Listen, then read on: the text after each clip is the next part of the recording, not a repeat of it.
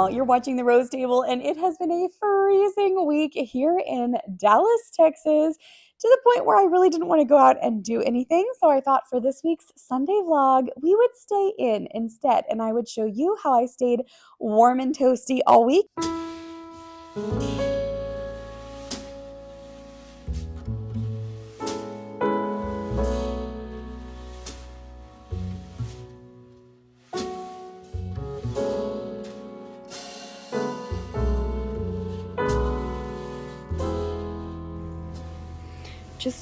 Just a little chilly outside, already sticking.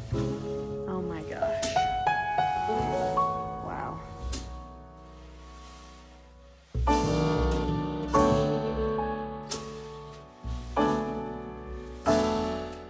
Get yourself a Cavalier King Charles Spaniel. This little guy does not leave my side when it is cold outside. If you don't know, if you're not familiar with the Cavalier King Charles Spaniel, they were originally bred to warm the laps of royalty in frigid castles, and they take their job extremely seriously. Like, he literally does not leave. He is attached to my body, being my own little heating pad.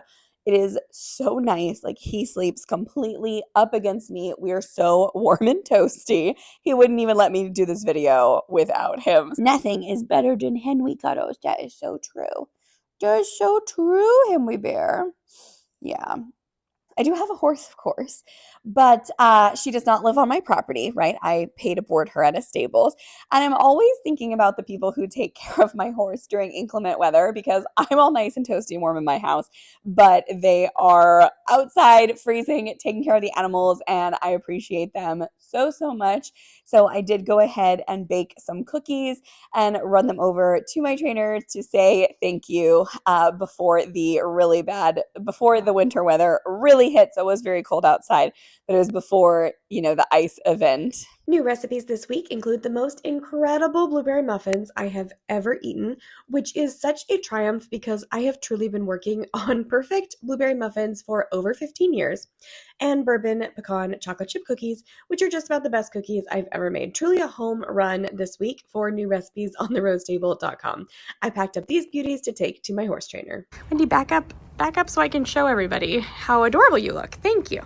Here is my sweet pony. She is all ready for the snowstorm in her little blankie, and they have put extra shaving so that they can basically get them fresh bedding, even if they can't easily bring them in from outside of the barn, which is very nice. We love to see it.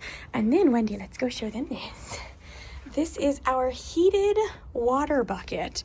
How cool is it? Hey, well, do not escape. My horse is trying to escape. Hang on. Sweet girl. Okay, I know you want to go play. So a huge problem with livestock when it freezes is that the horses' water buckets freeze, water troughs freeze.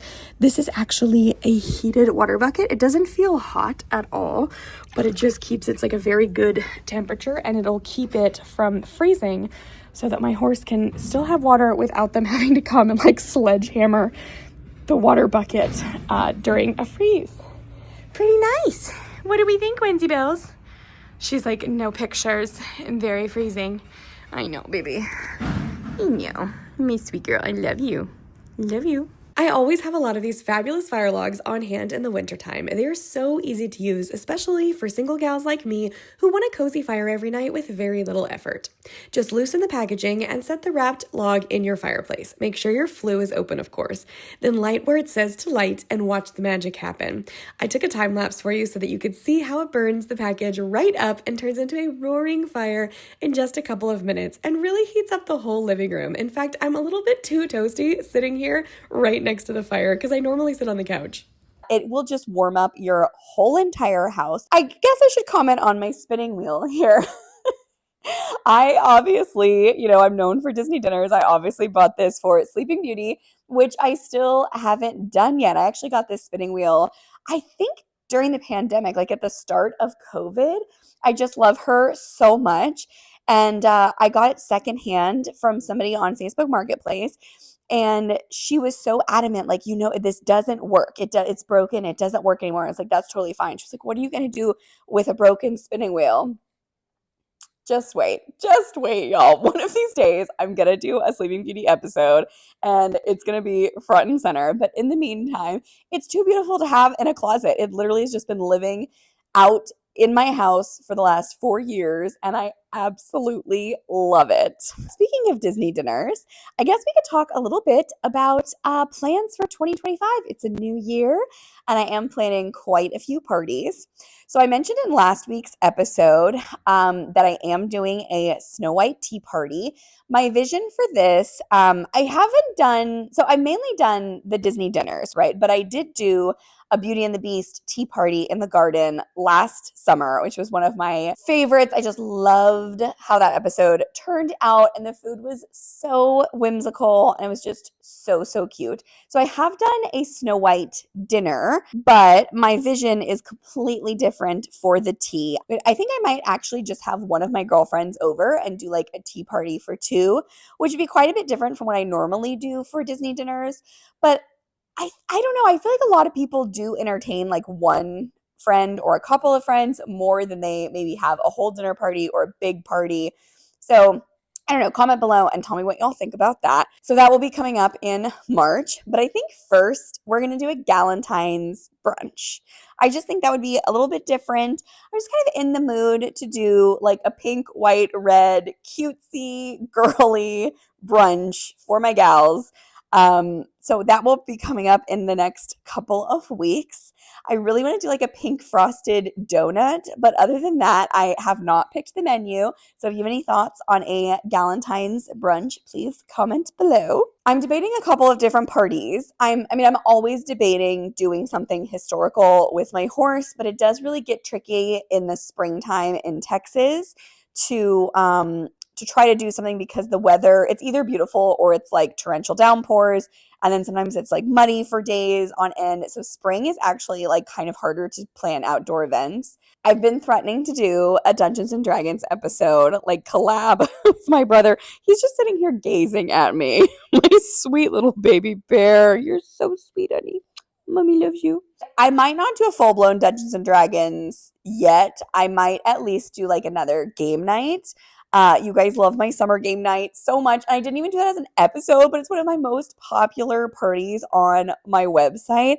And I keep wanting to do more game nights and still have. Sorry, guys, I'm a little flustered because my mic died and I didn't know until I was done recording the video. So we're going to try this again. Oh, baby. I'm also really wanting to do a shark party this summer. How fun would that be just in general? I did a little charcuterie board, get it, with shark crackers, I think 2 summers ago, and it went so viral. Like, people loved it, and tons of people made it last summer, this summer. People just loved the shark crackers. Now, I don't consider myself super into sharks, but all of my best friends are screaming at the screen right now because people tell me all the time, like, when are you going to admit that you're really into sharks? And now is the time. I love sharks. I really do. I've seen every shark movie ever. I follow more than one shark scientist on social media. I don't know what to tell you. I just love sharks. I thought it would be really fun to do this year because 2025 is the 50-year anniversary of Jaws. Can you believe it? So yeah, that would be perfect. But I really can't decide. Do you guys think I should do Jaws at my house in my dining room per usual? Which of course it is the easiest for me to film at my house because I have all my decor and everything I need to cook here. But I'm also considering doing the shark party out at the lake house on our beach. How great would that be with like the waves crashing? Come on, that'd be so fun. Or as a pool party and setting up like a table next to the pool. So comment below. Let me know what your vote is for Jaws. So of course I did my big Wicked ball this year in anticipation of the Wicked movie, which was absolutely perfect. No notes, chef's kiss. Oh my goodness. And I was kind of thinking, okay, that's done. But then I saw Wicked and I thought, well, what are we going to do for part 2? So I'm thinking maybe Wizard of Oz dinner party in anticipation of Wicked Part 2. Now, of course, I'm a theater person and Wicked, Wizard of Oz, not the same, but I just thought now is the time. I originally in 2020, before all hell broke loose, I was originally going to start that season with The Wizard of Oz and then end it with Wicked, but then of course that got pushed back like years and years and years. And somehow I still haven't done a Wizard of Oz party, which is crazy because I make the best lemon drop martinis. So I'm kind of thinking I might have to do that. And then I want to do some like game nights and things in between and some more casual, like, movie nights and sort of more of the everyday entertaining that I do. Do I want to spoil this? I don't know that I want to spoil this. I was going to tell you guys the last one, but I think I should not announce it yet. But there is a Halloween theme that I haven't done yet that would involve my horse. That is one of my dream parties that I'm really considering trying to do this fall. So comment below if you have a guess as to what party theme that would be. And if you have any requests, as always, please sound off. It's not final. I might be doing some more parties. So anyway, I don't know about you guys, but I am very excited. I have spent my entire toasty week just cooking, eating by the fire, snuggling with Henry, and dream planning some of the 2025 parties. If you have not subscribed yet, please do so you can see all of these wonderful themed parties. And yeah, thank you so much for joining me today. Hopefully the weather will warm up and we can actually venture outside of the house next week. Stay warm, y'all.